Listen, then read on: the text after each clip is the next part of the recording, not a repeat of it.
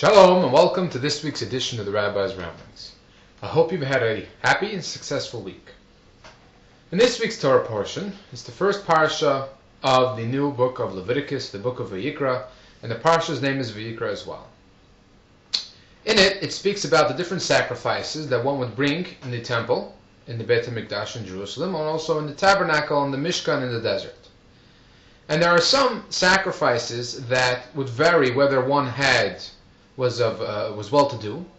Then there was a different offering that would be brought someone that was of middle income, middle class. And then there was a class of offerings that was brought for someone that unfortunately was not well-to-do and was poor.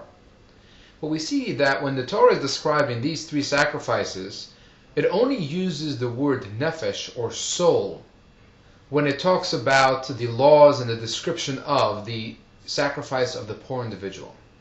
Now Rashi comments on this and says the reason for this is as follows.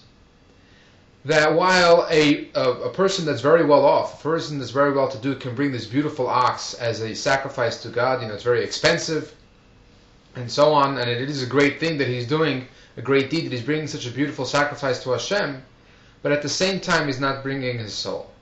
But when the poor individual, when he brings a sacrifice of simple flour and oil, a korban mincha, while it may not be beautiful, and it may not be as elaborate, so to say, as the ox, but in it he is giving his soul.